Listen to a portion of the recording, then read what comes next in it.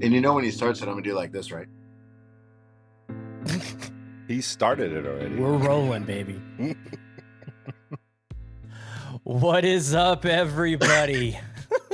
Welcome to another episode of the Chasing Daylight podcast. That's right, Dad is back in town. So maybe a little bit more structure tonight. Probably not.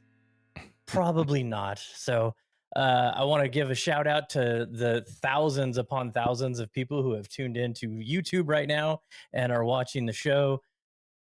Hats off to every single one of you.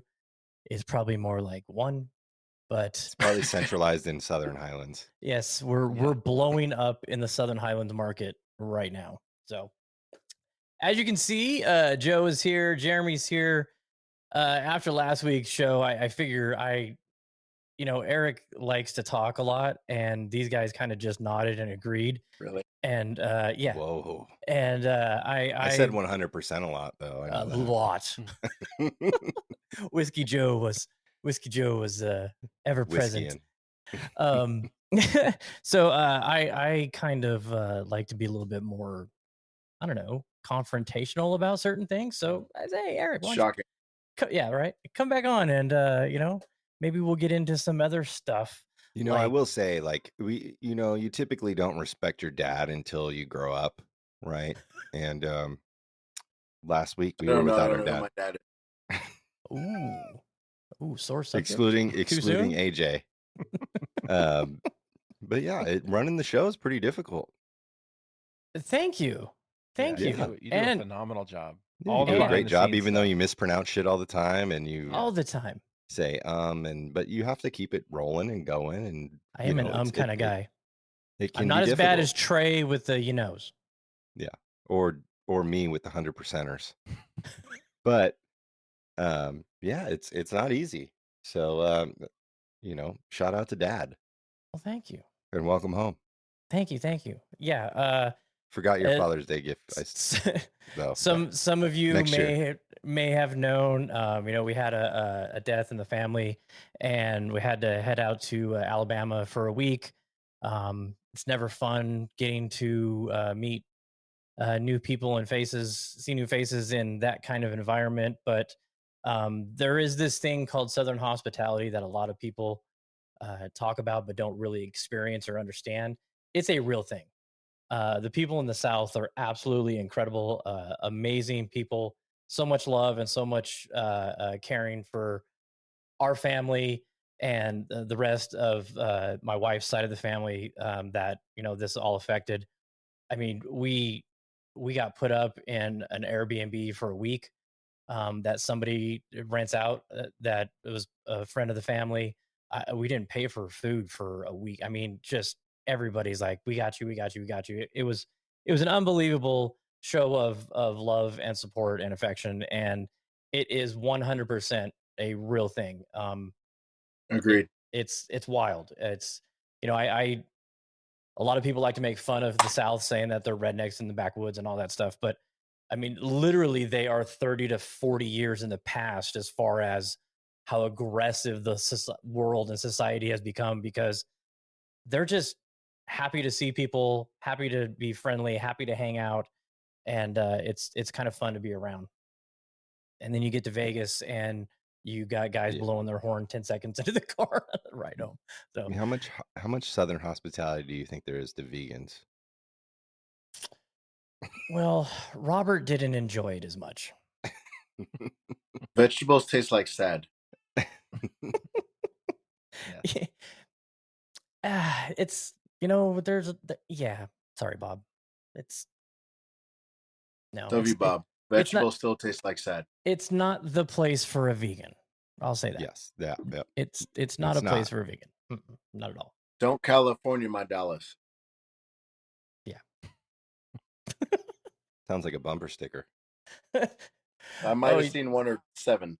You should see the bumper stickers in Idaho, like directly messages to the Californians saying, "We don't want you, go home." It's blatant, but it's pretty funny. So How you guys doing tonight, man? Sorry for that little somber mode, but I had to get that out there because you know, I love the South. It's amazing, especially where we were. Yeah, doing good. I mean, I I didn't. One thing that just popped in my head, I didn't realize Jeremy bought that Black Desert hat. I wish I had bought one. Yeah, when did you buy that? That was awful sneaky. It was right after we finished. Yeah.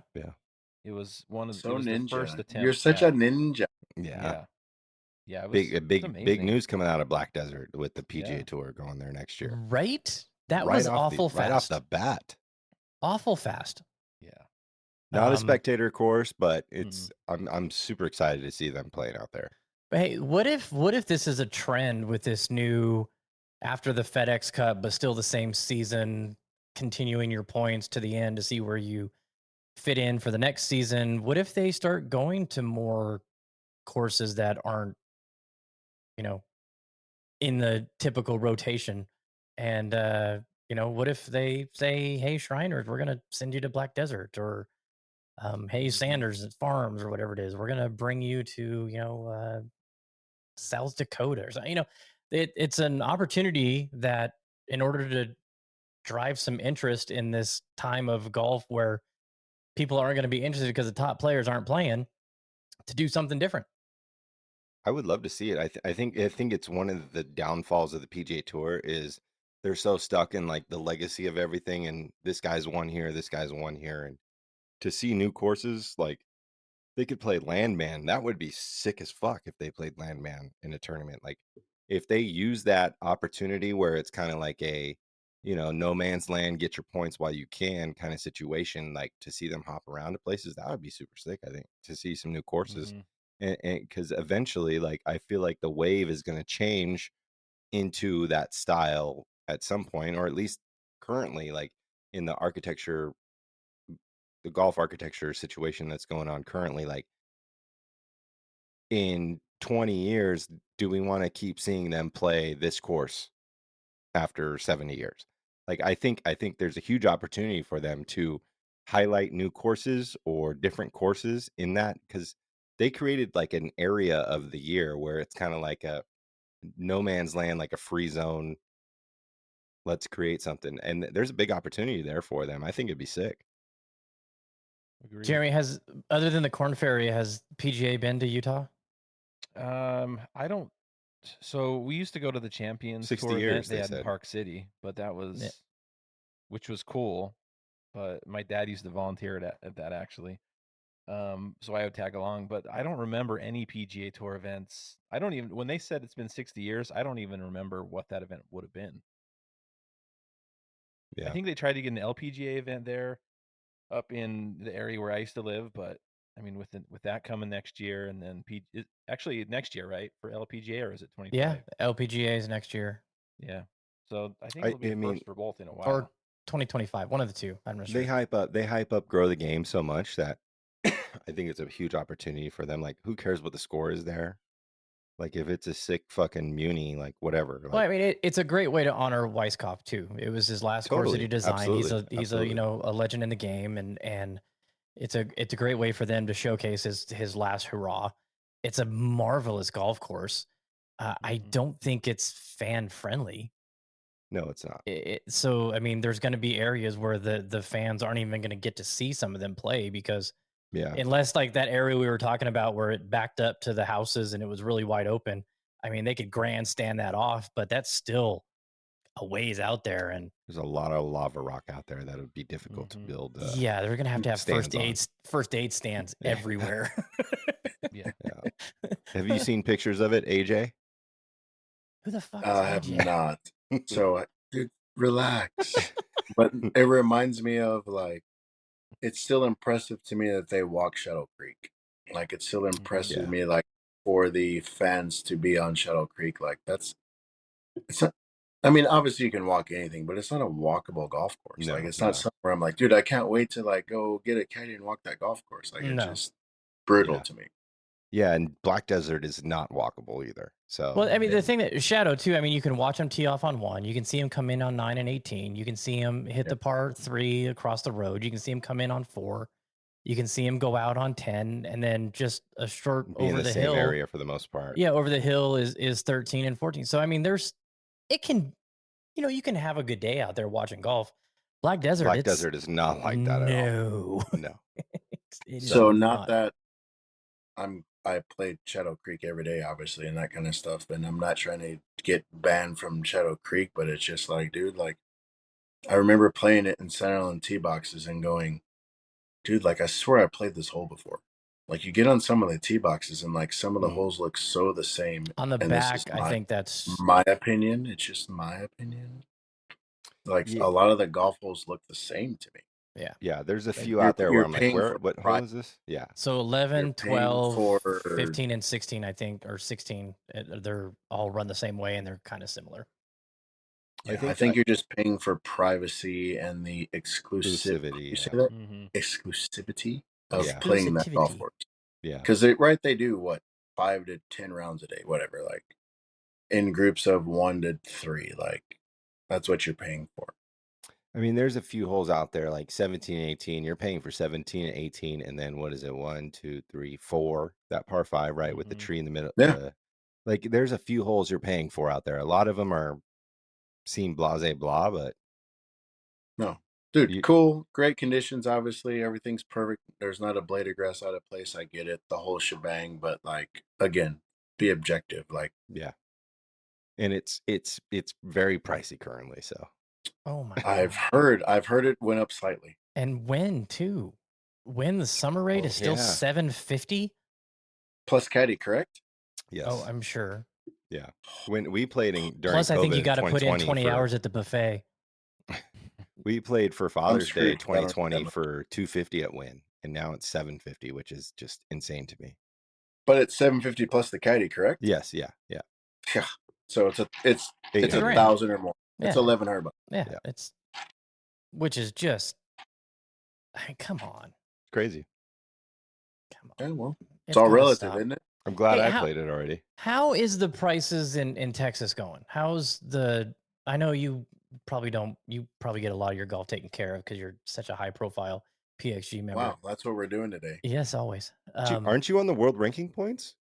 You're listed, right? I can't wait to see all of you guys. All of you. No, but Jeremy didn't say anything, but you're included. I was thinking he's grinning. So here the golf here, the issue is anything nice is not public. That's the issue with golf. Yeah. And I don't want to say Texas, but a lot of parts of the country. It's in Georgia like that too. A lot of parts of the country. Yeah, I mean you're paying $100 a round of golf for honestly a Sunrise Golf Club. That's $100 round of golf in Dallas. Wow. I mean, anything nice, it's private. So we need $30,000 to $300,000 up front, and then pay your monthly dues. Like there's nothing. Jesus. That's just what it is here. So if you play like the nice golf course here is Cowboys Golf Club. So that is a $200 round of golf. But I guess the cool part, if you will, that's all day. So you show up, eat breakfast, food's included, everything on the cart. So basically anything that is not cigar or alcohol is all included. So anything on the cart from the bev cart lady, there's a halfway house between 7 and I think 13 or 14. Any of the food there, any of that stuff, it's all included. You can actually order food when you when you finish your round of golf. You get food to go. Like you can order the menu, they don't care. Wow. Like it's all inclusive that way. So the $200 is ultimately it's worth it. It's just getting people here to realize the value of what they're getting for said dollar amount. Like because everything here is private, just what it is. Was it like this 5 years ago before COVID, or yes? It's okay. So it hasn't really changed. That's Dallas. This is what it is. Wow. We got to find where maybe Florida. We'll have to check with Florida and see because I know they have a lot of private courses too. Palm Springs, it's impossible because that's all they have is private courses. Everybody's a member there. They have very few public courses. Utah. So Utah, I was just thinking, most of the courses are not private in Utah. A lot of them are municipal courses, but their conditions wise are not your typical muni. So I would consider like maybe not Paiute level, but a lot of them are like some of the like better courses here would be like sort of the normal courses there, and not many are private, and it's still cheaper. It's $50 Yeah. probably now with the car, 18. That's So respectable. $50, which has gone up a so lot since I've even perspective been in here. Dallas. $50 for a round of golf in Dallas. The greens are probably punched. The fairways are probably long. We won't even talk about tee boxes, and that's just what it is. Go tracks. For what we're used to, for how spoiled we are, yes. That's just what it is. And that's what people are used to here. Do they because here you get the springtime weather, it's beautiful, the rates go through the roof. Now that it's consecutive 105 degrees for the next month and a half, the rates come down a little bit because they know not everybody's going to be brave enough to go out in the heat. Does Dallas do that too? Do they have a reduction during summer? Dallas doesn't care because we don't have seasons. Like it rains or it's cold or it's 1,000. that's just what it is here. Like it being 100 here 2.5 weeks ago, like it's not normal. So it just what it is here. They don't care. It's like Dairy Queen, like freeze or melt. Yeah. Freeze or melt. Do they turn it upside down when they hand it to you? Yeah. I used to work at Dairy Queen. So in Alabama, they had a little heat wave come through. So it was like 98 degrees, but it's 80% humidity. It's correct. Miserable. And somebody said to me, he goes, yeah, we like to wear our weather out here. It's insane. And I got off the plane and I was like, the dry heat is such a nice thing. It's and until you come from humidity, people don't realize how much of a blessing dry heat is. Like that's why I can't wait to get to the desert, dude. I'll have a nosebleed for a day and then like life is good. I almost sound like a normal human. Yeah, like when I used to live in Florida, and like getting off the plane there when I would come home and go back, like it felt like you were trying to like walk through like a fucking fun house, like with the fucking, inflatable like things, and you're just like trying to swim through the air. Like it's just too thick, dude. Correct. Like a Yeah, fun you've house. said nothing wrong. Hard pass. 100%. All right, let's get to today's hot topic that now playing right field Eric Greenlee in a text chat just decided to, hey, you know what? I'm going to tell you guys what I think about the jailbird because none of you asked, but I'm in a mood. But if you were here, Dad, last week, we did bring this up during last week's podcast. Yeah, correct. I listened, but that was a week ago. And how are you gonna easy dad? How are you just gonna like in the middle of a text thread where we're talking about something else go, hey, let's roll back 7 days and talk about the jailbird again?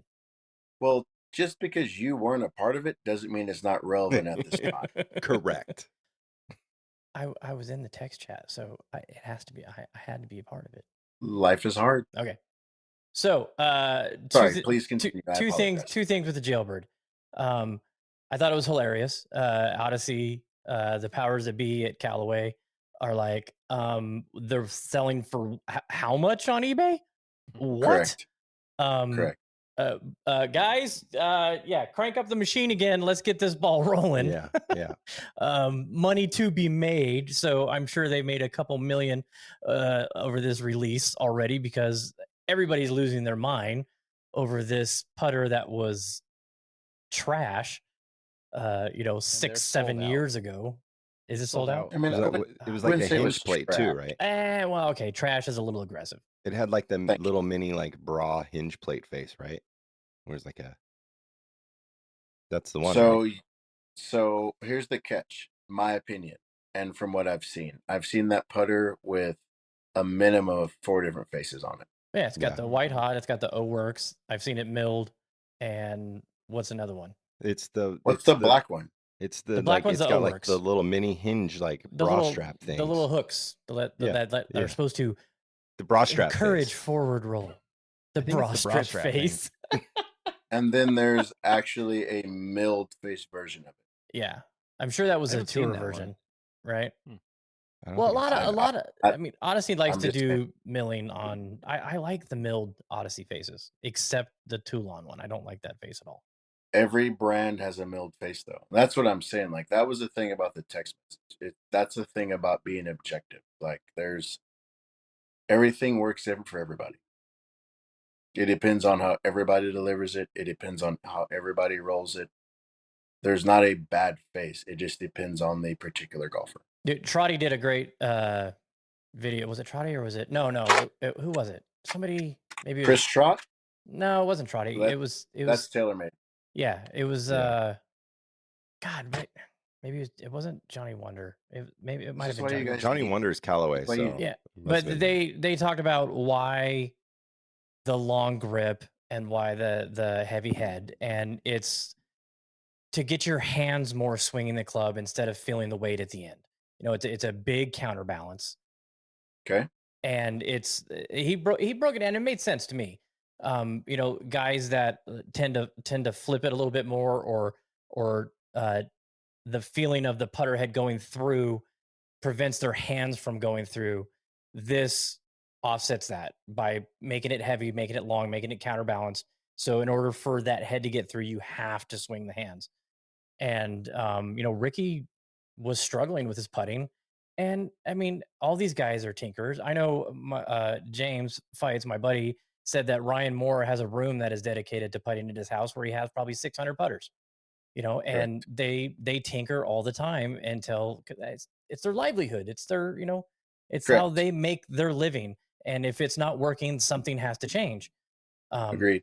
So he found something that worked. And now everybody in the world is going to have a 39-inch putter with a long super stroke grip and a 450-gram head.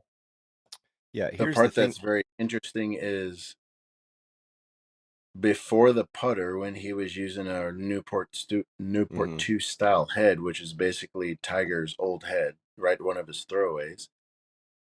When he was playing good golf, pretty much anybody on earth would argue that he was one of the best putters ever. One of the best putting Right. strokes Forget in about the ball history of golf. striking and whatever, any of that stuff. Like, Yeah. as far as putting solely, but ball striking went down. He struggled with iron, struggled with the golf. He changed his golf swing. That's what it is.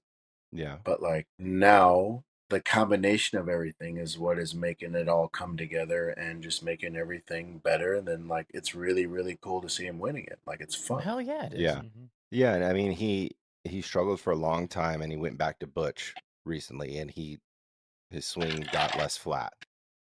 And he's been in contention the past few weeks, but it's a jackpot for Odyssey because it's literally 3 different winners in the past 3 weeks. Like, and Ricky's been in contention every one of those tournaments. So, I mean, it's a mega bucks jackpot. For people who don't know, for our text message behind the scenes, like Colt Nosh used that putter, nobody cared. Pat Perez used the putter, nobody cares. And I'm sure there is how many other tour players use the putter don't care, but like those guys didn't win 3 tournaments in a row. You know, it's crazy. I mean, that's and the they capped way it off. it was like they capped it off with one of the most likable players on tour with a win. Like, Ricky is one of those guys that moves the needle. Correct. That moves the needle in golf right now. He is. Agreed. Jeremy. What it is. I promised Favalora I was going to make you talk. You know what? I saw one of those putters when I went up to St. Because apparently I talk too much. No. Jeremy doesn't talk enough. No, you make up for my lack of talking. I saw one of those putters and I wish I would have bought it. It was used, so it was like $300, but it was in mint condition and I should have bought it. I didn't know. Don't worry about it. Yeah. But I did hit it a few times. It's not my jam. It would have been straight to eBay for sure. Well, never mind. I can't get you one. We're not putting it on eBay. No, that's okay. Yeah. Give it to someone that wants to use it. No, I'm just kidding. I'm happy with my stick right now. Hear that? Yeah, for about an hour. Shut up. Yeah. It's been in the bag for a while. Stop it. But it does have a new shaft, correct? Well, yeah, because I haven't been happy with the shaft. I haven't not been upfront about that. What chef's in it, Matty Matt? I got a What's BGT up? in it right now. What chef, Dad Matt? BGT's in it right now. I was going through trying to find something that would work, and I was like, oh crap, I forgot I had this on this putter. So took it off, put it on, and rolling it pretty good. The tour one, the black one, the skinny one? It's the first one, the first tour one that's got Gotcha. the paint, the red and white paint on it. Yeah. So I'll be getting a black here real soon. My man. So Probably let's like talk about tonight. this putter shaft thing for a bit, because this is one area never experienced it. So, and I'm a traditional person. I just want the steel shaft. That's it. That's all I want. I try to think that I can get one of those BGT shafts and rock one of those, but I don't know if I actually ever would do it. But how much better is it going to make a person, or is it really just up to the feel of them putting that's going to be the biggest factor? I mean, you know what I'm Who is this saying? question to? This is to anyone. I mean, you guys all use the shafts. You have a ton of experience with the equipment. Whoever wants to answer that question, it's opinion question. Well, hang on. So I can answer answer the question. I'll answer this real quick. I'll let you have the floor here for a second. Are you going to put a BGT in the Zach Johnson putter? Well, no, I was told on the Seymour. So here's the catch. I was told per Blair that I don't need it. Per how I roll. Ooh, get you, fancy man. So the catch is, if you think about iron shafts and driver shafts when you get fit for them, right? Let me put my hands in here. Like, the goal is to make the dispersion smaller. Mm-hmm. If you miss putts from 3 feet, there's nothing on earth that's going to help you, right? That's just what it is. Right. Now, when you get to 15 feet, 20 feet, lag putts, blah, blah, blah, stuff like that, stuff that you don't expect to make, you're just trying to get it close. If you miss the cup by a cup either way, then you probably touch edges, which is a really, really big deal. Because stuff that you don't get close, maybe you lip something in every now and then. It also helps Jeremy, with. tell him how many lip outs you had at Black Desert. Probably 8. Okay, No joke. so what if we don't make all 8, but what if we make 3 to 5 of them? Yeah. Right? So that's where a shaft like that helps at that distance. So before there was BGT, before there was any of that stuff, Tommy Armour always used wedge shafts in his putters. And I asked Blair from BGT about it. I go, how close were we using wedge shafts as opposed to what you have? And he said, you're probably 75% of the way there. And again, from 3 feet, if you can't make it, you're just going to miss it anyways because you're just not good. That's what it is. But if we can get stuff that burns edges to go in the hole, if we can get stuff that rolls 4 feet past the cup or rolls 9 feet or rolls 2 feet, if we can always get it at, 1 to 3 feet, that cuts down on 3 putts, obviously. So it's more so of taking dispersion and making the dispersion better, whether it is directionally or distance. So I guess my question is sort of, how much is that technology going to make up for a lack of skill in a putter shaft? I mean, if you suck, you suck. I mean, like, let's just call it what it is. But putter shafts are too soft. It's just that's just factual. Like, putter shafts are too soft. Way too soft. You have something that is a piece of spaghetti with something on the end of it that weighs 350 to over 400 grams. It makes it flex more. It's harder to control. You mishit it more. Inserts nowadays, to an extent, can be too soft. Mm-hmm. So, and again, we have to how do you say that? Differentiate between an amateur putter and what a tour player gets. Because the materials aren't the same, the inserts aren't the same, all that stuff is different. The golf balls are different. So there's 9 bajillion variables that we need to be aware of when we do that. Can you send me a Tour steel putter shaft? Yes. Ooh. A black one? Don't get greedy. Yes. Okay. No, I had to think about it, but yes. Okay. So what's the difference in a steel tour putter shaft than a rack? There's a difference, and I'm not saying it's going to get me in trouble, but there's a difference between a retail stroke lab and a stroke lab. Oh, we know that. Same things as driver shafts and iron heads and everything. until you're touching it and you see what it is and it's etched and you know what it is, you don't know what it is. I can't imagine a single professional golfer that relies on a putter to make him money having a Stroke Lab rack shaft in his putter. And the only exception to that rule is your random freaking what's his nuts, Terrell Hatton, who freaking throws stuff in the creek and breaks everything. The one that had to go to a PGA Superstore and buy a putter. Shane Lowry, You I can. think it was. And maybe you make everything with it, and that's amazing. Like, and I legitimately, like, I hope you do. Yeah. But that's not reality at that level. No, I agree. For the guy who shoots 120, like, you make it or you don't. Just is what it is. Do you think? And I see it every day. Well, it doesn't go down the line. It doesn't go straight. Yeah. Well, you're not good.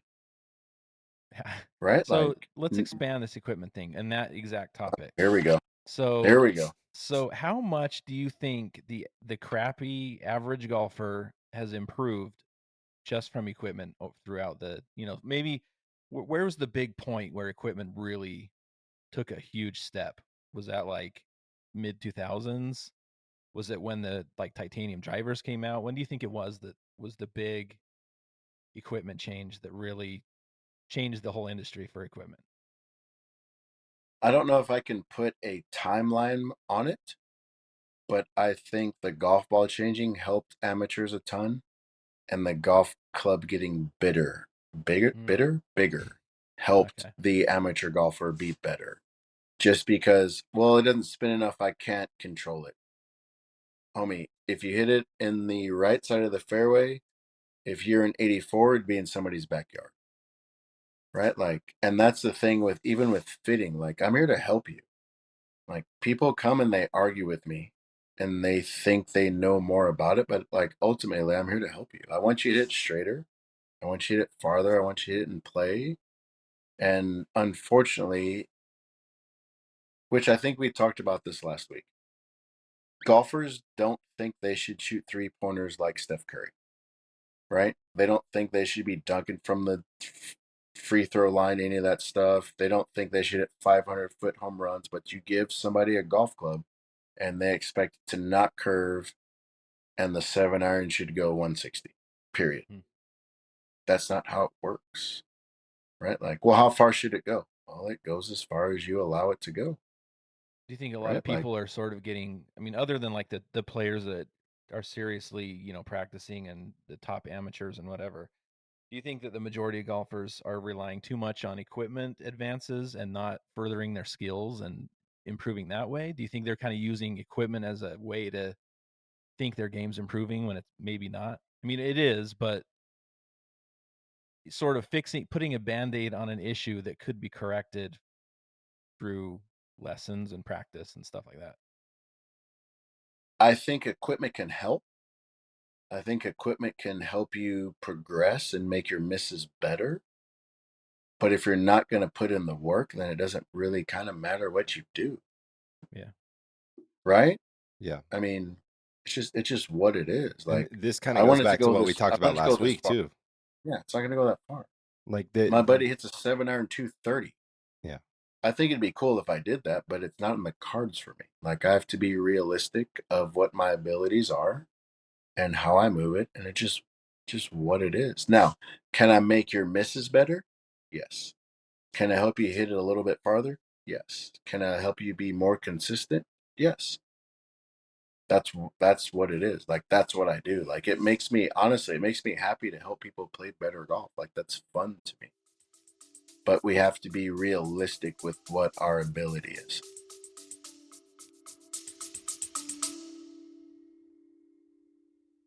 We're Nish and Chris, two very amateur golfers, on a quest to play the top 100 courses in the UK and Ireland, after Chris set this challenge on a drunken Saturday night in my kitchen. Join us on our frequently humorous journey of a lifetime as we grapple with the logistical and financial challenge of playing some of the best courses in the world, as well as grappling with our games, because let's face it, it's never just about playing. Sometimes the score matters too. Listen to the Top 110 Golf Podcast wherever you get your podcasts.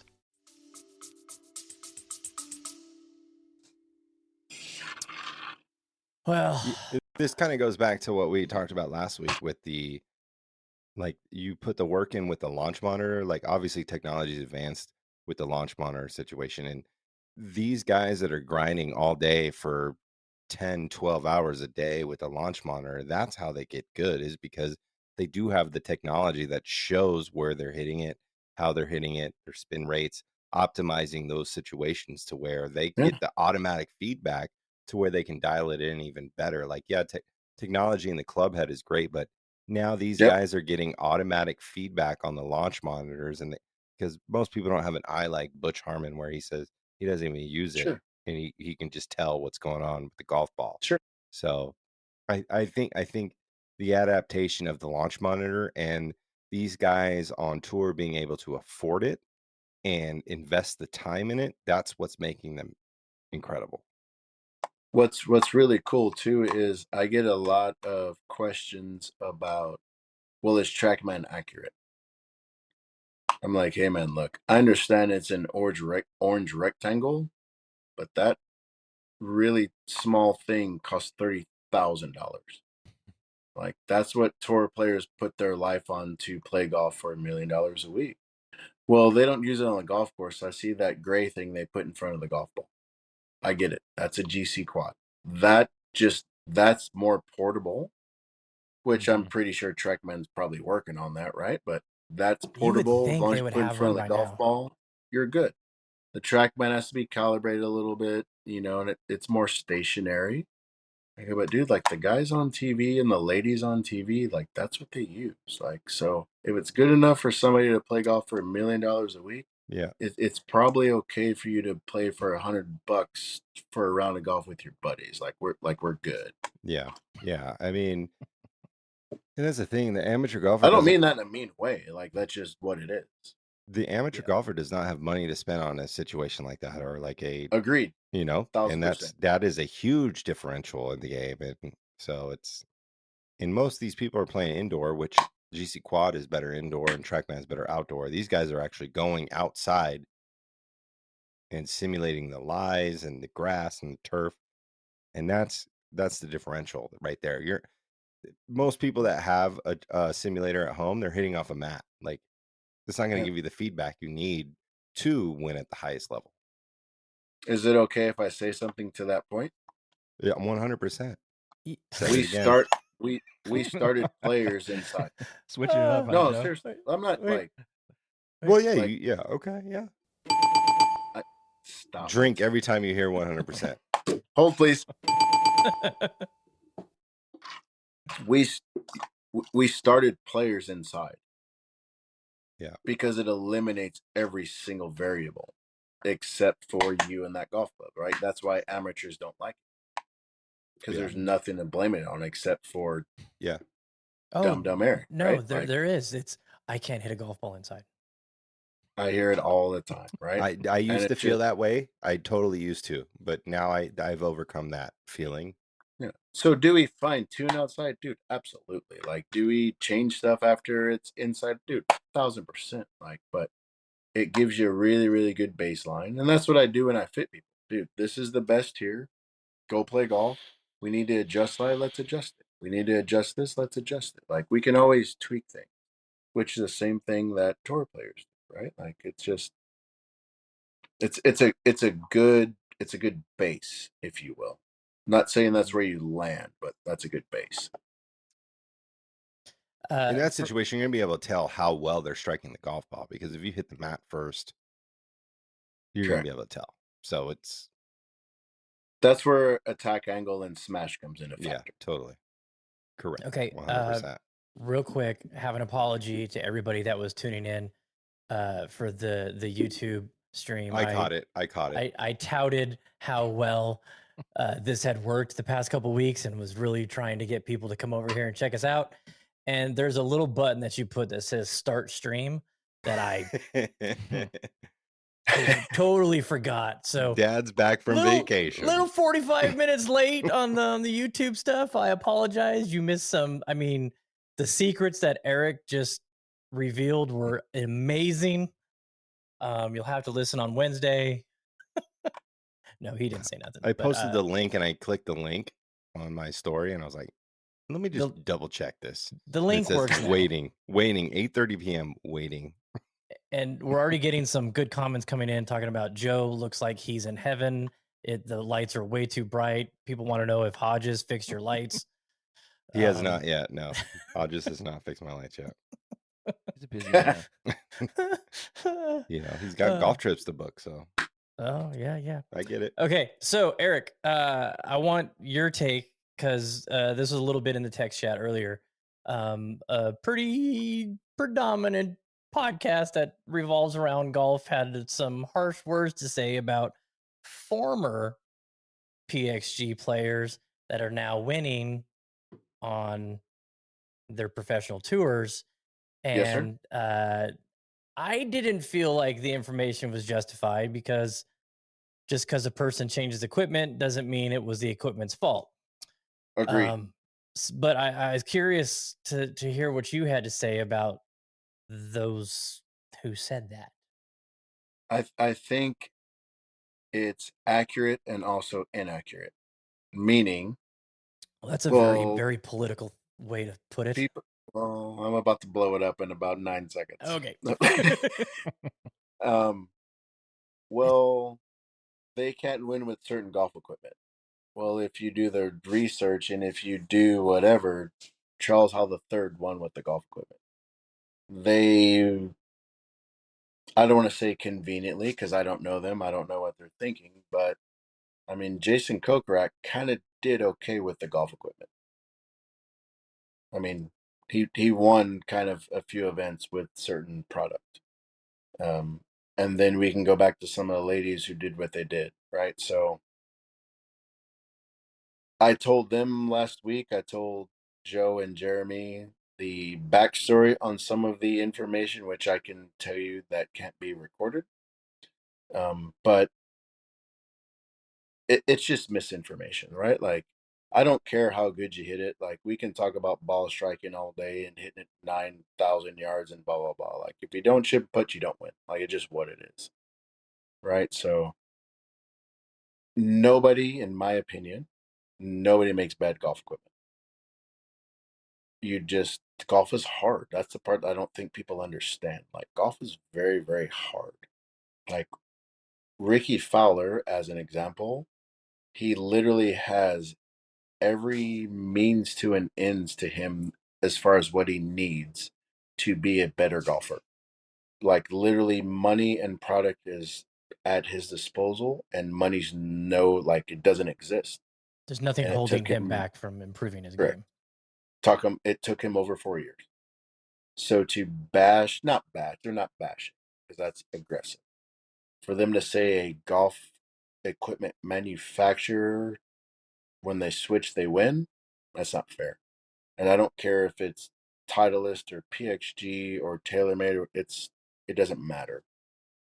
Like, you get hot, and you win, right? Like, we can say the same thing about any sports playoff team. Like, I love the Knights, and I will back the Knights forever. The Knights are really, really good. They're really, really tough. They got hot. They rode the wave, and they freaking raked it. Good for them. There's so many variables too, like injuries. Correct. All that shit. I mean, if Kachuk plays, do they do what they do? I'm not saying they don't, but do they really win that last game 9-3? Like, you know what I mean? Like, there's variables. You can put any caveat you want into it. So to say because somebody leaves a brand and they win, like, that's not fair. Yeah, and they're so dialed and in tune with whatever brand they're with that it fits them. Correct. So it's because nobody cares. Well, excuse me. I'm not saying nobody cares, but like, Rory McIlroy has literally every single option at his disposal. Yeah. Okay, cool. Why doesn't he win every golf tournament? Mm-hmm. And golf is hard, bro. Yeah, there's variables. There's things that happen. Like, yeah, Poppy's sick this week. Like, I'm worried about her. Like, and it gets into the mental aspect of everything. But like, even the PXG players, they make clubs to look how they want them to, and put the weights where they want to get the same window and all that shit. They have everything at their disposal on the tour, so it's as does every other brand. And 100%. drink. But Now, it's easy to pick on. It's easy to pick on the new guy on the block. Is that fair to say? That's what I was going to go to next, because in their follow-up comments, they were like, "It's a very new company on a global scale of golf compared to Wilson has been around 100 years and all these other brands have been around for a long time." Do you think that is valid? I mean, how much data has PXG obtained compared to TaylorMade and Callaway and Titleist? Not nearly as much, but in this era of golf that is relevant right now, you go back 5 years, they have just as much data, if not more. So can you say that they're an inferior company because they're new? I don't. Well, the technology's changed even in that fact. The data from 10 years ago is irrelevant now. Exactly. That's what I'm saying. So you can't say that Titleist has been around longer, they have more info. No, because the info is just pertinent to the last 5 years. Correct. And so the other part that's not fair, if you will, is, well, the guys don't like the irons because they get jumpers. Okay, cool. Could be the lie. Problem with, sorry? Could be the lie. Correct. And the problem with it is the patents that PXG owns, as far as a hollow-bodied construction with material inside, nobody else can do what PXG do because they own all the patents. So technically, for a hollow-bodied product with material inside, they own everything and they make it better than everybody else. The catch is, the guys who are playing on tour who have won those events don't play those golf clubs. So everything that those guys are saying technically is irrelevant. Yeah, it's not this. Yeah. Charles Howell won with CBs. That's what I have. There's no material in it. There's no jumper. You hit it good or you don't. Yeah. JT and Rory and all those DJ, all the guys playing Blade, there's no jumpers. There's no material inside. So everything they're saying, 99% of what they're saying is irrelevant because the guys on TV don't play that product. The ladies, when Ryan O'Toole won, she played 0211 ST. It's a Blade. There's no material in it. So what they're preaching or what they're commenting about doesn't count because that's not what they use. Now, Eric Cole, the last I've seen, plays Gen 4Ts, which does have a little material in it. That material is so little in that head, like he plays a Blade. That's what it is. It's a little bit more forgiving Blade, but to my knowledge, he doesn't get jumpers. Like, you hit a good shot, you don't. You make a putt, you don't. That's what happened in his golf tournament. That's just what it is. So I think it's just people being misinformed. So you say that PXG owns the patents on hollow bodies, right? So 790s were hollow bodies, correct? The first ones? Correct. Speed foam. Yeah. So was that a direct attempt to copy what PXG was doing? Okay. And so did they have to? Here's my hand. I'm trying to get my hand in there. So if you take the back of the golf club and shape it like a cup, correct? Shake it like a salt shaker. Should we all do this? Wow, I can't wait to see you guys in my time. And then you put the material in, and the face is welded on last. Mm-hmm. He owns the patent on that process. So TaylorMade had the to material pay... inside. Hold on. All right, I'm Joe. sorry. I'm jumping ahead like a Hang jumper. On. Let me get there. Jumped out of the lie. Sorry. I don't work for TaylorMade, so you don't have to worry about jumpers. Then you weld the face on last. He owns a patent on that process. The material inside, he owns a patent on. The entire inner cavity being filled 100%, he owns a patent on. How thin the face can be, he owns a patent on. So you notice doesn't matter, TaylorMade, Callaway, Ping, blah, blah, blah. There's always like a screw or a port pin or something. They have to inject it with whatever they inject it in because he owns a patent on putting the golf club together. Yeah, Bob Parsons owns. And it doesn't matter. All four of us here, we all have a guy who hits a 7-iron 150, and then out of nowhere it goes 180. There's hot spots, there's dead spots, and it's not their fault. He owns the patent on filling the entire cavity 100%. Just what it is. So now it's Bob Parsons' fault. That's just because he made excuse. everything more consistent. He made everything more consistent. Yeah. It's not his fault. he chose to put the money in the product instead of putting it in his pocket. Yeah, you put the money in the R&D to figure it out. Correct. And that's the only reason that's one of the reasons people hate him, but he cut out the middleman. He goes direct to customer. Mm-hmm. Yeah. He doesn't have to pay margins. Well, that's stupid. Well, it's not stupid. Everybody else makes money. Yeah. So right. hang on. The main question that I answered. I can't wait for this. Oh my goodness. All right, go ahead. Nope. I just don't want to forget. You feel like you're running the fucking show. Go ahead. Dad's not home. I hate it when dad and brother fight. I just want to know, I'll eat a cookie. So TaylorMade had to pay Bob Parsons royalties for that club. The first iteration, yes. Okay. You got sued. They copied it. Okay, I didn't know that. So that's. Do we need to get back into who I used to work for and what happened, or are we gonna leave that alone? No, I'm just saying. It's I was just curious. All right, Dad, go ahead, Dad. Thank you. I can't wait to start calling you Dad. Stop it. All right. So my question that we're gonna take a little weather break here with Matt Gontarek, but I want to know how the future of golf is going to change with all the stuff that has changed the last years. What's next? So let's before that, let's get some weather. What's up, guys? Matt Gontarek, the Chasing Daylight podcast. Hope everybody had a great round of golf at the Prim Valley Golf Club if you played with the Vegas Golf Network last weekend. Looked awesome, good results, and overall a great event. Thanks again, Matt, for putting that on. Always a great time. Looking forward to this upcoming weekend. We're looking at clear skies and sunshine, and temperatures are back into triple digits. So if you're sick of the heat or ready to start July, it's only going to stick around for that much longer. So the middle of July looks pretty warm for us. We're going 105 on Saturday, kicking it up to 106 on Sunday. So I'd say early in the morning or later in the afternoon is your best bet to get out and try to just avoid some of the big summertime heat. Eric picking his nose live on YouTube. I love it.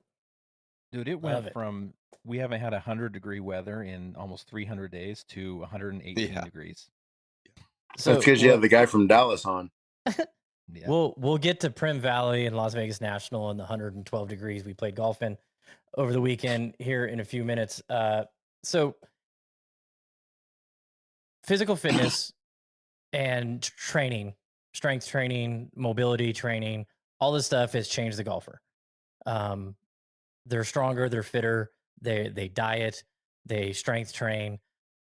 They are no longer John Daly pounding Diet Cokes and bourbons at the turn and smoking heaters in the fairways. Well, some of us are, but it's now, if you want to compete, you have to be physically in shape.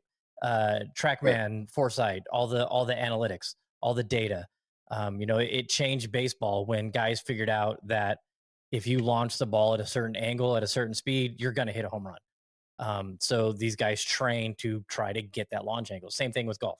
They're optimizing their numbers, unreal, to where the window for excellence is so small now because they know exactly what they have to do in order to get the most out of the golf clubs.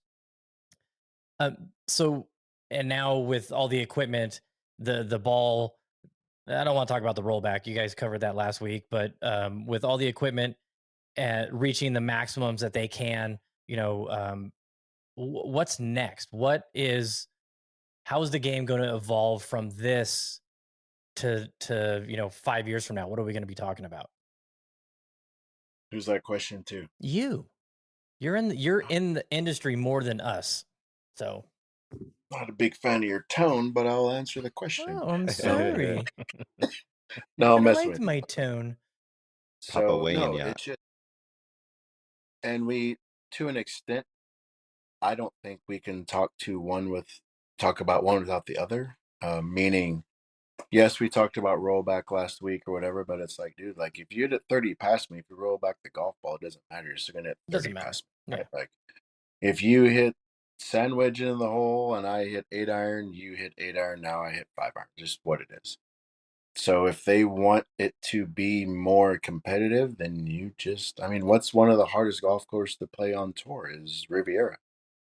right? Like, so it doesn't have to be 7,800 yards. No, you have to make the guys Right? think. You do green complex, you make the fairways narrower, and like people, and it's one of the things that like bothers me living here because people bitch about Craig Ranch because they play that before the PGA Championship. Golf course is too easy. It's an ego boost. They just bang it and hit it far, and there's no penalty. Blah blah blah. Well, that's weird because they just played TP. What is it? The Travelers? No, Rocket Mortgage, or even the Travelers. Yeah.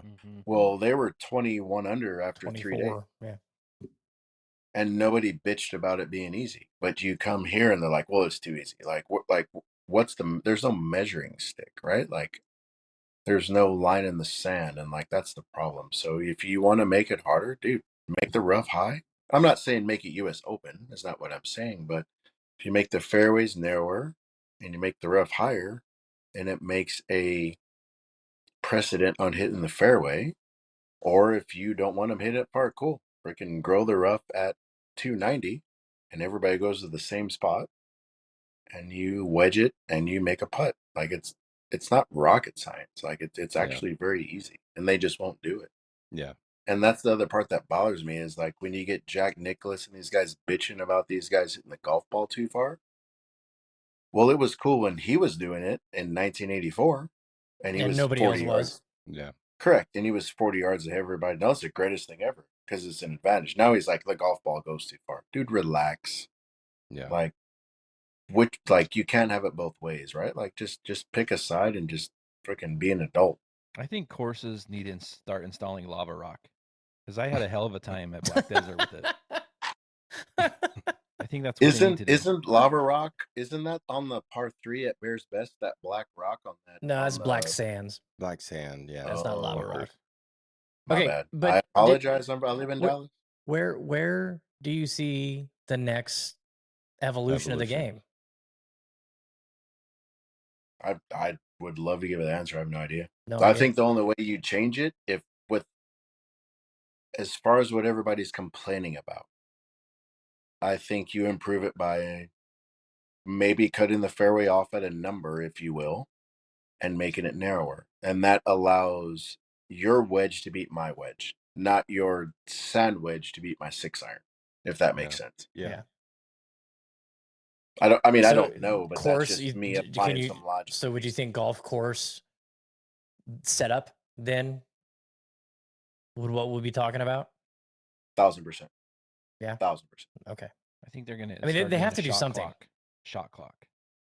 Shot clock. But it's a thing though. Like they're not shooting 59 every week. No.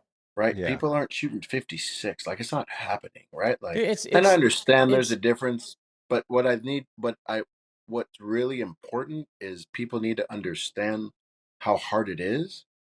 And then when you get hot, how you can ride that streak. But it's even on the PGA Tour, it's a very, very fine line from 64 to 79. Yeah. Even at that Tony level. Finau this last week's a great example. Wins the tournament last year, shoots even par over 2 rounds and misses the cut. Yeah. Golf is hard, even when you're really good at it. And here's the thing about all those naysayers, like, oh, the course is set up too easy. Like, they're all playing the same fucking course, man. They literally are all playing the same place. Like, yeah, you're going to get variables. It depends on your tee time. Yeah, you're going to get variables in the weather, of course, but that's the luck of the draw. I mean, what can you do about that? You can't. I mean, what are you going to throw some crop dusters up there or like weather you cut balloons? it to a 54 hole tournament and you have everybody start a shotgun. Yeah. Come down, live. Yeah. But that's the thing. I know that's where you were going. That's why I said it. Everyone is presented with the same opportunity. So it's like, it's not. Agreed. Agreed. It's not the golf. I mean, the course is going to be the course. The score is going to be the score. Like, yeah, and is it we don't like seeing scores that low, or do we want to see it harder? And does that fit into the situation of like the US Open where we want to see it harder, or the PGA Championship where we want to see it harder? Does that take away from the majors in that situation? Like, everyone's playing the same shit, man. Like, correct. It is what it is. You've said, like, legit, you've said nothing wrong because I lived it. Like, the first time I went to Q school, I shouldn't have went because I wasn't good enough. Like I'd shot 9 million every day. The second time I went in Canada, I think I shot like 84 or 5 with rental clubs because they didn't send my golf clubs. But I was Canada. True story. I was really, really proud of like the 72 or 4 or whatever I shot like the next 3 days. Like I was super proud of that. Like, well, why didn't you shoot under par? Because you play golf with us, shoot under par. I'm like, dude, like you don't get it. You don't understand how hard the golf courses is. You don't understand how everything's set up. Dude, speaking Like of how... I beat you by 1 million and I suck. Yeah, So and that's the adaptation of the golfer. Yeah. If I shot 73 when I'm in tournament mode and I beat you by 10, you're going to shoot 200 on that golf course. Yeah. And another thing is these guys are changing elevation. These guys are changing weather. Correct. They're changing every week. Every day, every week. They're in a different spot.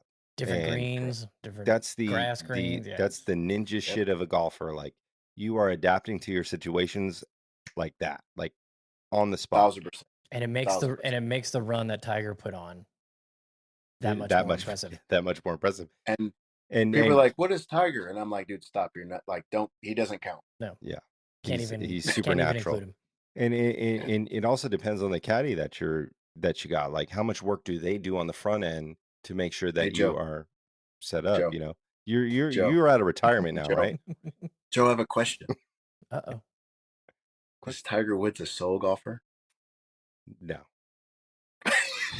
Tiger Woods is not a soul golfer. He's not a soul golfer at all. You know I was going to ask. Not even close. That's why he didn't want me to ask it. Hey, speaking of tough conditions, I want to give a shout out to Yana Wilson, Henderson's own Yana Wilson, #1 junior golfer in the world, who won the women's junior. She won the women's junior amateur, so she got a spot in the women's U.S. Open, which is taking place this weekend at Pebble Beach. Did you see the video? Did you see the video her dad posted? Mm-mm. She's hitting an iron out of the rough and completely whiffed. Just went right underneath the ball. I did not see that, no. And I was like, wow. And he's like, yeah. He goes, conditions are tough. Yeah. Please understand, I'm not comparing myself to her, but I played with Matt at Paiute in the last tournament, and I think I topped a 3 with all the rough, like 12 yards. So it's gonna be fun. I wish her success. It's an amazing accomplishment for her. So everybody tune in this weekend and watch some of that. I'm not. If you don't watch her, watch Jenny Shin, Vegas local. She's there. I'm not a fan of Pebble Beach as a major venue. I think it's a great golf course. I just don't think it's it. I don't know. I'll rephrase that. U.S. Open. I don't like the U.S. Open being held there. It's super small greens, narrow fairways. The tiny greens. I respect that, but there's too much Pebble Beach right now. There's just we do get it once a year, and then on those years where we three in the next 15 they have a U.S. Open there, and I think you ever been there? No, haven't been there. It's on my list. Have you seen it in person? I just said I've never been there, so relax. I'm asking a question. Bro. Chill, Dad. Chill, Dad. Dad, chill. Relax, Dad. Have you ever been there? No. Have you ever seen it? Yeah. Dad, chill. Yeah. Dad's in a mode right now. No. Dad's gonna send me to my room. I definitely want to go, and I definitely want to play it. Absolutely. So when you see it in person, because I felt the exact same way, and you see it in person, you're standing there. My opinion, it's a totally different deal. All right. I was very fortunate enough to work the Pebble Beach Prom every year. It's different. All right. If you like Bandon Dunes, you like Pebble Beach. Oh, I know I'm gonna love it. Yeah, it's gonna be. By the time you play Pebble Beach with me, you're gonna be a soul golfer. Oh Jesus. Here's the thing, though. It's like Bandon is like feels underground. Oh, you said Bandon. No, we're fucked now. Bandon feels underground, like like bad. Dilated pupils. Like Bandon's like dilated pupils, and then like Matt doesn't know about dilated people. I know, but what are you talking about? But Pebble is like he's already playing the music. Pebble's like, I don't know. I mean, what's a good like DOS effects? I guess I don't know. Dude, stop. Let Matt do what he's doing. Stop it. I like where this is going, Joe. This is why you guys don't let me on the show. So hey, let's go a little Ryder Cup preview because that's coming up here real soon. So Ricky's play this weekend has got him to the 12 spot. Guess who he bumped out? Speed. Oh, come on. It's relevant. No. Close. JT. Zach Johnson. Justin Thomas. He's the coach. That was a joke. It was a serious answer. I got the putter. I'll show you the I know putter. we saw it last week, Eric. AJ. Scotty Scheffler is holding on to the 1 spot. Wyndham Clark 2nd. Brooks Koepka 3rd. Xander Schauffele is 4th. Patrick Cantley's 5th. Max Homa 6th. Those are the locks. The next 6 will be captain's picks, but they have the rankings. And can I comment on that? Of course. This is going to get me absolutely annihilated. Oh, okay. For what I'm about to say. Let me mark the time so I can make a reel about this. Go ahead. 105. I got it. .11. They're going to get absolutely obliterated. The USA team? Yeah. Wow. Wait. As erratic as you are mentally. Yeah. Yeah. I started with this one. As erratic as you are mentally. Well, actually, that kind of fitting for that comment. Wow. I want to hear I want to hear why. Yes. Yeah. I know no it's course setup, right? That's the first time I've heard that. I've never said anything about course setup. Matt, please say who is number 1 again? Scheffler? Yeah. So he's going to start hitting pulls. Then Wyndham Clark's the second one? Yep. Yeah, no experience. The next one? Koepka. Yeah, he doesn't count because he doesn't care. So, yeah.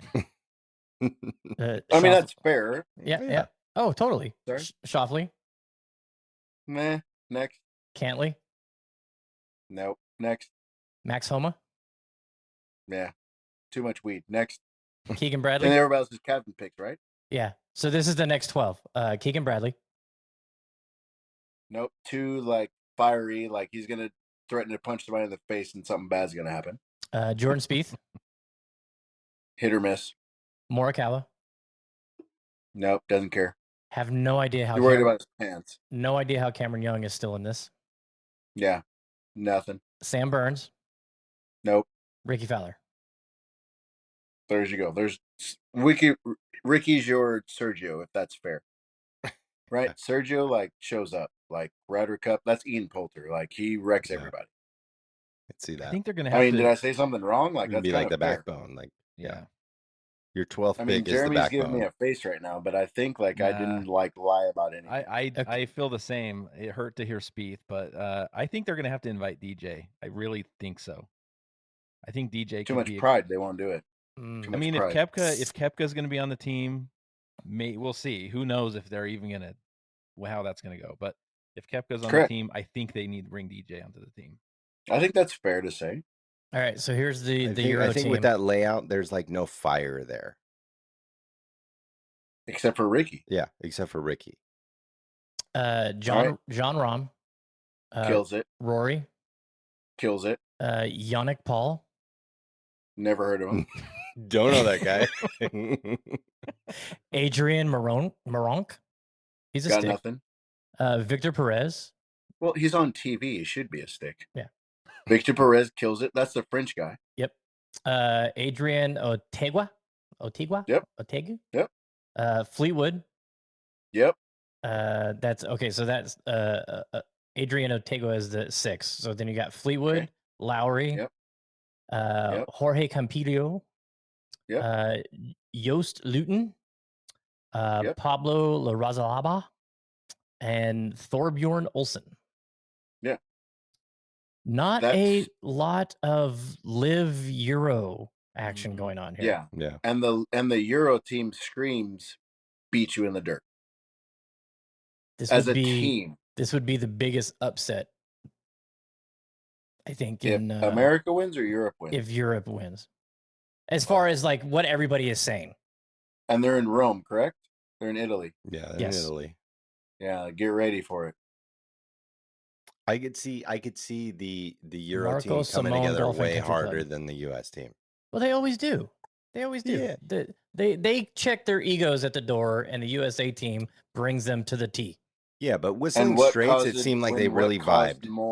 What caused more separation this year between the Americans was LIV and the PGA Tour. So as much as the Americans were already not connected, it just got worse.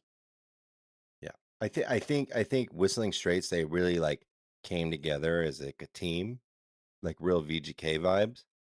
But I don't know. Did you say VGK vibes? Yeah, he did. My man. Yeah, of course. They just came together as a team, like did what they needed to get done. Like they were vibing.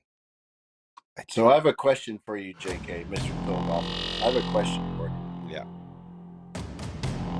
There's the question. Easy there, Golden Knight. You made me go change hats. If you put your top VGK guys together, including me getting to practice and carrying, how do we do against the Ryder Cup team? I can't even say with a straight face. What? Whoa. What?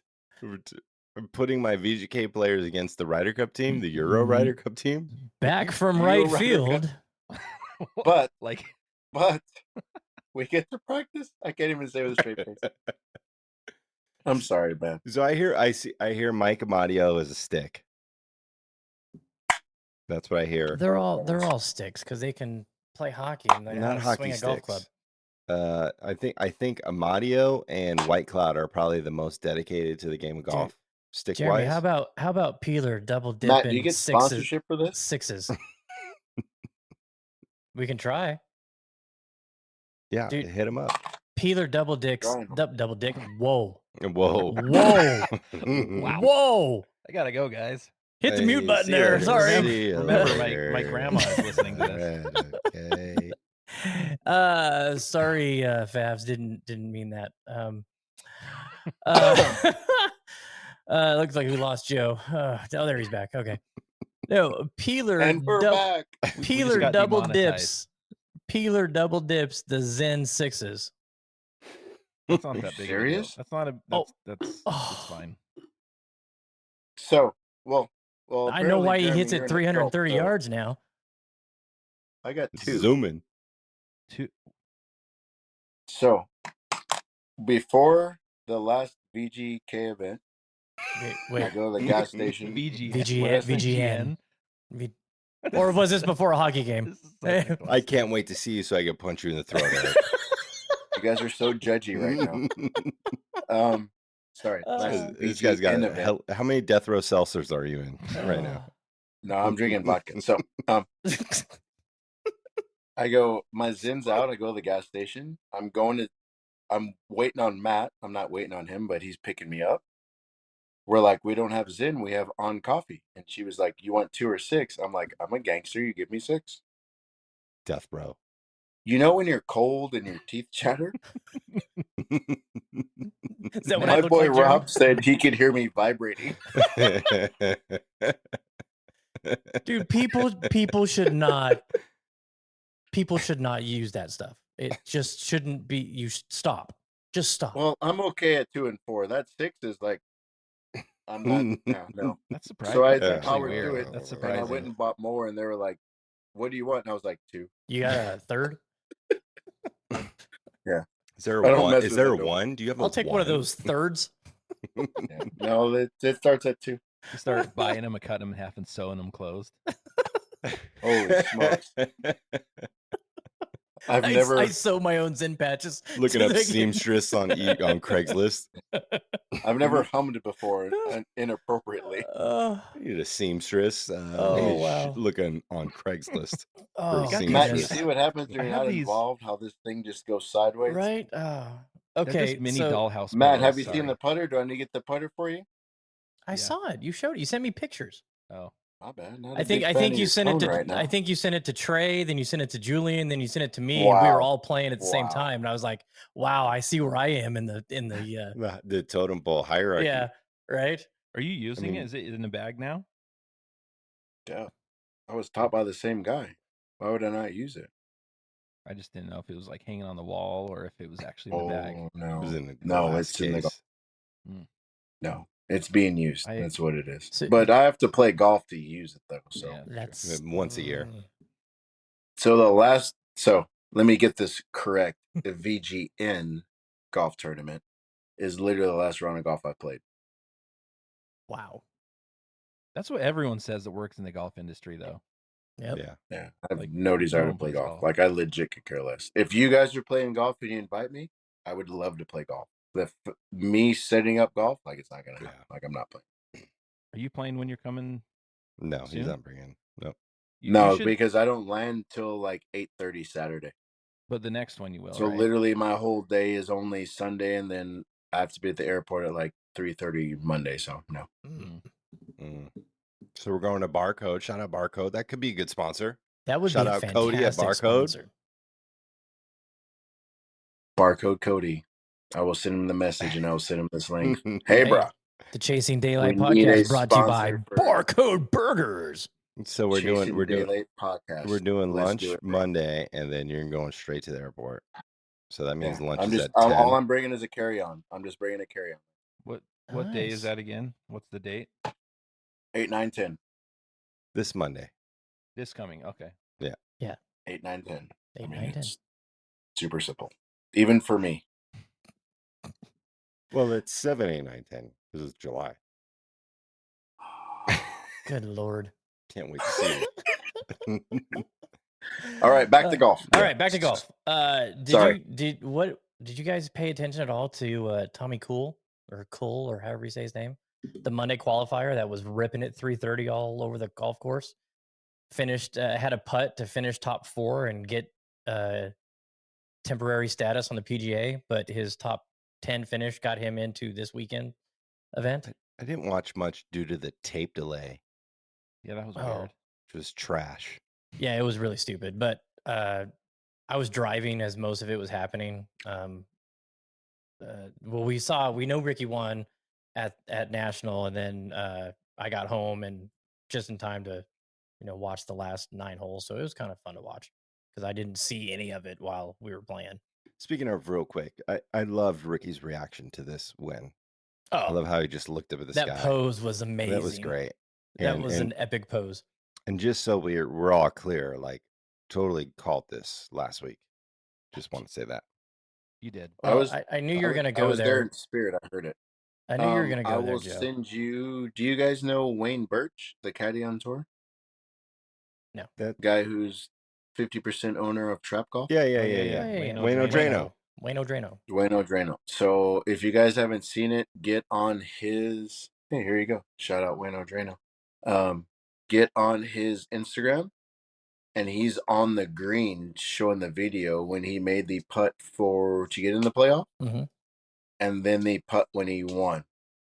So it's kind of like at Ricky's back on Ricky's left shoulder. He's kind of at his like 10 o'clock of the video of him making that putt. And then he has a picture of him hugging Ricky after the win. So like, I think it's pretty cool to see. Nice. Who's Wayne caddying for now? Does he jump bags? He bounces all over, dude. He's killing it with the apparel. So yeah, he kind of picks bags when I don't know if he can, but I would assume, knowing him, like he's very able to kind of pick his bag to an extent. But so was he with apparels are very good. Was he with Hadwin this past week? I don't know. I didn't even ask him. He's a player, man. Yeah. Player. 788. Hey, so I know Joe likes to say that he's been on the Ricky Fowler bandwagon, but I was picking him to win back in early January. So that predates your last weekend pick. So, well, I had already used him in the one and done, so I couldn't pick him this week. So I had picked him previous. Did you pick him this weekend? No, in the one and done? No. Did you already use him? I think it's great how not competitive you guys are. Yeah, well, I took a tumble with this week because Joe had Ricky Fowler and he won. Jeremy had Hadwin, he got second place. I had Tony Finau, he didn't make the cut. I picked my friend Joseph Bramlett. I don't even know if he showed up. He didn't make the cut either. So Joe has leapfrogged me, and he is now in second place. I am now 1,000 points behind Jeremy, and Joe is 920 points.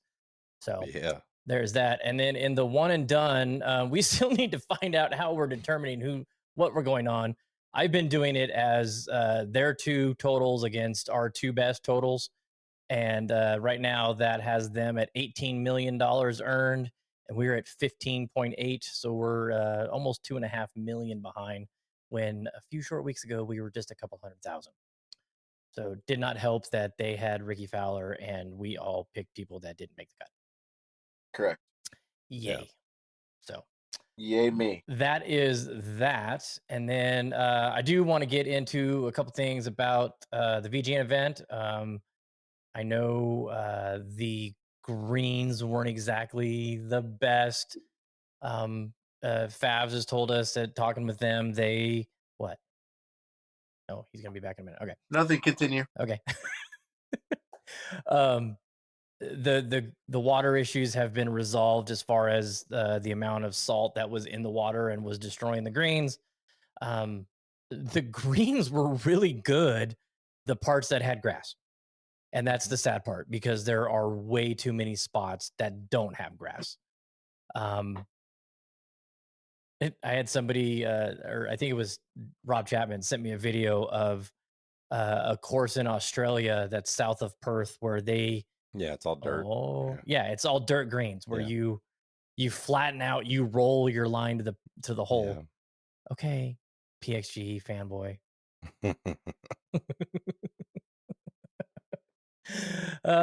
So they're not the worst greens in the world, but they were pretty bad. But I do want to thank everybody that made it out there. I know we had quite a few, actually the most we've ever had as far as players withdraw from an event the day before.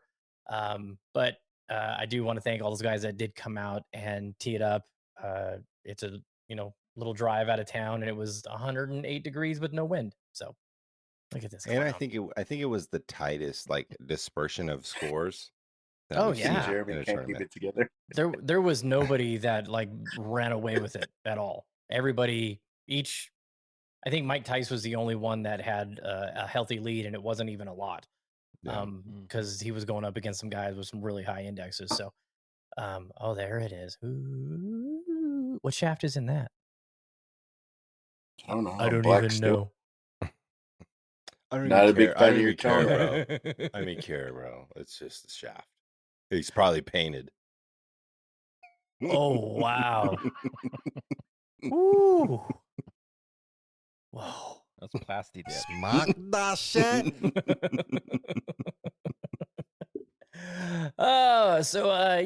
It was a fun event. Again, like I said, thank everybody for coming out. The next one on the schedule is a 2-day out at Legacy, which I don't know if everybody knows. Legacy is under new management as far as the golf course goes. The same group, Western group that runs Revere, is now in charge of Legacy. I've been talking with them, and there is some good things coming for Legacy. So that is one of my favorite courses in town that gets really shit on, and not saying it's undeserving.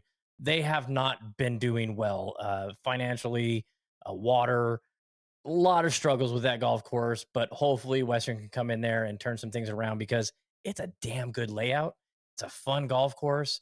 And I think with good conditions, it can be a lot of fun. Don't know if we'll have that in 3 weeks, but I drove by earlier and it looked decent. I saw the 17 from Green Valley Parkway. It looked decent. It looked pretty good.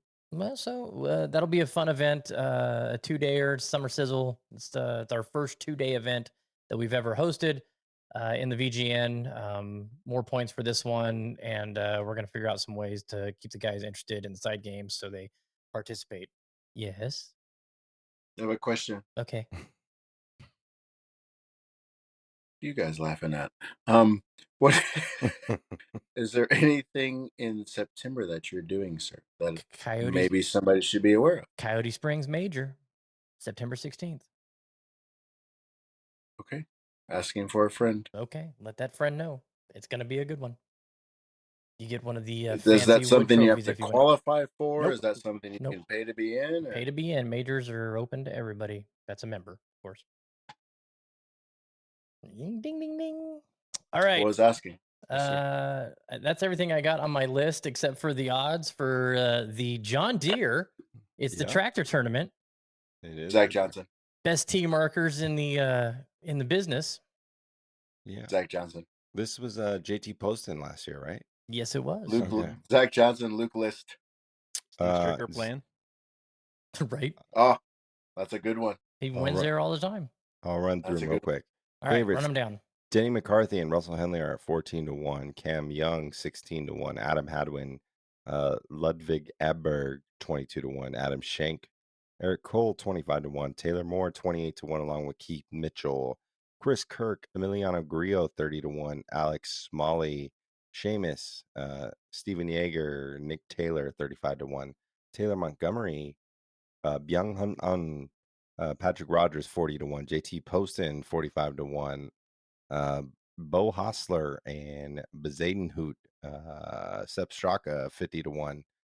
Ches Reavy 60-1. Sam Ryder 90-1. Akshay 100-1. Zach Johnson is 125-1. Ryan Moore 175-1. Shout out True Linkswear. Scott Piercy 225-1. Relax. Soul Golf, bro. You don't know anything about it. I don't. All the way at the bottom: Andrew Landry, Ryan Armour, Harrison Endicott, Cameron Percy, and Satoshi Kodaira. All right, big winner, Joe. Yeah, man. I got the podium. I do want to say the sound effects for the cash register last week, highly, highly disappointing. We didn't have the board, bro. That was all we have is ching ching. You had the board. Didn't know how to use it. All right, Maddie, I'm the guest. What's your pick? No. Well, I get first because I Joe won. Gets first Eric. pick because he AJ, chill. I'm the winner from last week. I cannot wait to see you. I got the fucking podium, bro. Chill. I can't wait to see you. Chill, brother. I'm a pretty good putter. I'm a damn good putter. I think I'm going to try and go for some Bobo points, and I think I'm going to go Emiliano Grillo at 30-1. Really? The Argentine? It's like the third time he's picked him this year. Mm-hmm. He's a reliable pick, though. Yes. Yeah. All right, Jeremy. Second place. I'm not a chalk person, okay? I like to try and go deep. We're lucky Ricky was over 10-1 last week. So many things I want to say to you right now. Let's let Jeremy say what he's going to say, because what I'm going to say is going to be super inappropriate. Keith Mitchell. Keith Mitchell is 28-1. K. Mitch hits it 9,000 yards. What was his odds, Joe? On course. 28-1. 28-1. Jeremy, you ever seen Keith Mitchell hit a golf ball in person? No. Dude. Actually, I think I did at Shriners. I think I did. Like, you talk about a golf ball going away quickly, like... Mm-hmm. Yeah, I like his swing. Okay, do you like his swing, or is this Davis Love the third visors? Yeah. You're a Titleist, guys. I like the what slacks. Is the Sanzabelt slacks. The crease. The starch. The pleats. Gotta have the pleats. Gotta iron them pleats. Love the pleats. Big pleats guy. Okay, I'm taking. I watched this kid play this last weekend, and he's super freaking crazy talented. Joe mentioned him in the odds rundown, which I was surprised because I didn't think he would want to. Ludwig Aberg. The new college guy. Sensation. College. Yep, college 5 sensation. cups in a row. 22-1. You should see his record from last year in college. It's win, 2, 3, win, 2, 1, win. Just ridiculous. Yeah. So that's the epitome of somebody who just plays golf. Yeah. Yep. All right, guest, because you really came through with the pick last week. I really appreciate that. Thank you. Wow, I can't wait to see you more. Karate chop, throw. Oh, you dick. Eric Cole. Oh, wrong button. No. Really? I like it. That's Bobo points too. That's 25-1. That's Bobo points. That's wicked mean, Maddie. That's what I do. Can't wait to see him even more, huh? Those shoes he wears. I'm gonna hug you so tight. He's wearing the old man FootJoy shoes. like the running shoe No, it drives me style. nuts. He don't wears the like shoes that, of like but a 7-year-old. super weird. I've never seen a pro wear those. I was really How do you surprised wear when how do you wear 7-year-old man shoes and joggers? Yeah. I was really surprised when Harry left. Sounds like Chris Torres. G4. Shout out Chris Torres. It's his birthday today. Oh yeah, happy birthday. So, happy birthday, Chris Torres. Happy birthday, Chris. Yeah, I Harry have a went from question G4 since I have to all New you dum Balance. dums here at the same time. Am I gonna see you guys Sunday or Monday or what's the scoop? I thought we handled this, AJ. Relax Monday. on the tone. I'm just asking you a question. All I'm doing is asking you a question. Are we going to You Barcode? have to be so aggressive. I'll go Sunday and Monday. How about that? You just put up a cot there. And just be like, I'm here between Sunday at 8 a.m. Can I turn myself off now, or how does this work? Hey, since everybody wants to go Monday, you and I can go Sunday and talk to Cody about some business. Oh, I will send him a message. Yeah. And then we can go. Yeah, trick, yeah. Yeah. Joe knows about that. Yeah, trick, yeah. Get out my face. Hey, my bad. So you said, ask Jeremy if you ever seen Keith Mitchell hit a ball and it like leaves, boom, boom. So what is, in your opinion, the most impressive swing that you have seen as far as swing and the ball leaving? Because mine will surprise the hell out of you. To me, it's different. Like the best, in my opinion, the best golf swing I've ever seen in person was Grant Waite. Ooh, interesting. Hands down. Now, as far as the golf ball going away quickly, I mean, Joseph is impressive, but dude, Keith Mitchell hits that golf ball and it looks like it's gonna touch the sky, and it doesn't come down until it's like 3:30 over there. So it's like Jeremy, a Kanye song. You got one? I've seen Jack Nicklaus hit a ball on 2 We're occasions. not talking about 86, homie. But that was weird. That was like not the same Jack Nicklaus because he was older. Correct. So it went 200.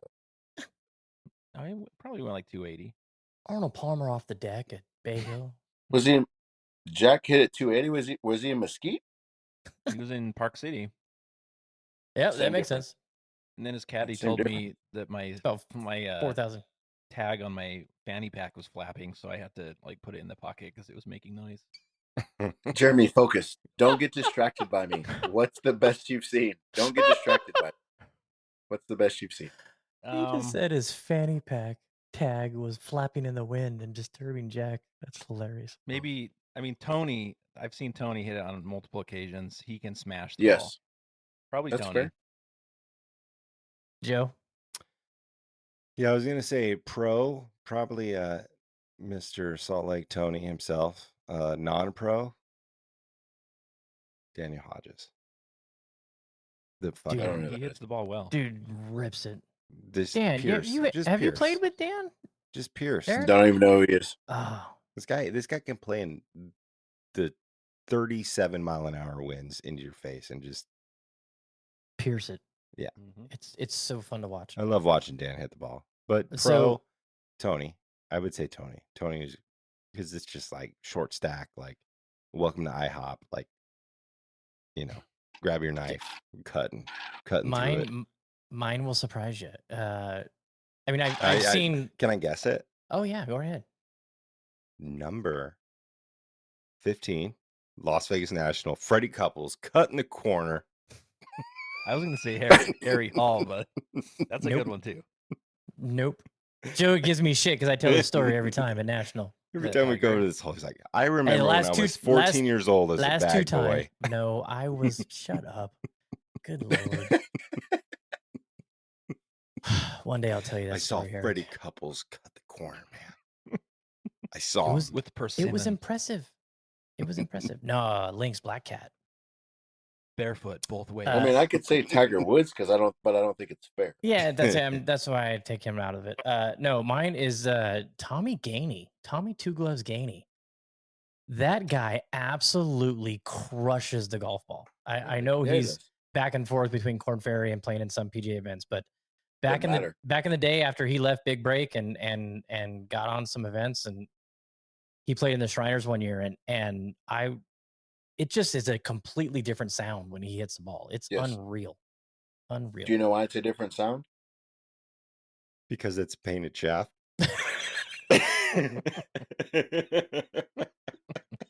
It's got speed foam in the head. Nah, because I built all of his golf clubs. Oh, okay. Wow. They're like something them special apples. in there. Damn, bro. And you can't see it, but this is much lower. You need to change that AJ to EP, bro. Epoxy. No, it's called oh my rack Lord, lip. that was terrible. It was awful. That was bad. We just lost 4 subscribers on YouTube. Thanks, Joe. Did you ever like prank a tour player and just fill their entire driver with hot melt? Huh? Just fill the entire empty head of their driver with hot melt instead of the precise. So for a tour player, no. But I've done it for like training aids. Now I did. Wow. So my boss knows I did this. So my boss at the time, I would get irritated because he'd wait till the last minute and be like, I need you to build this stuff.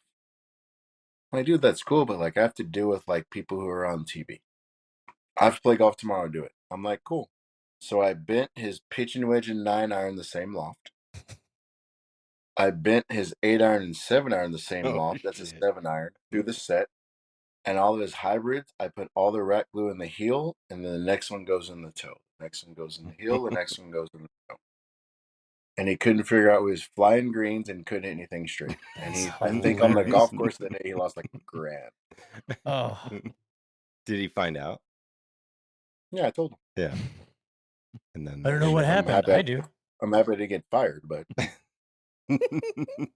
but yes, I've done it. Okay, I think we've gone on long enough. Sorry, Matt, to bore you. Oh no, he's not boring me. See, these guys. This is the fun part. These guys get to go good night, and then I have to sit here and you do all edit this other it tomorrow shit. morning. You're fine. I know. It's a holiday. You're making me work on a holiday. That's not nice. I gotta go to work tomorrow. I gotta work so on a holiday. It's I don't have a job though. 16 here. Congratulations. And I'm happy to be talking with you handsome faces. Well, I'm sure the vodka had a lot to do with it. Not a fan of your tone. I'll have some more. All right, Joe, take us home. Yo, thanks for tuning in to another exciting episode of the Chasing Daylight podcast. Eric, Mr. AJ Greenlee joined us this evening. We just found out that his middle name is James. Duh. And that shafts are painted different things if you are into marketing and all that shit. But thanks for tuning in. We'll be back next week. Shout out Jeremy with the Black Rock hat, or Black Desert. FN3P, thank you always. VGK all day, of course. Still waiting on my Jack Eichel Funko Pop. Send that shit. I thought it was VGN. That too. He's lost. A lot of Kirkland vodka for Mr. AJ Greenlee, but we're still here for you. I hope you enjoyed this episode. We'll be back next week. As always, Dad's home, so we are one big family. We'll see you next week. Later.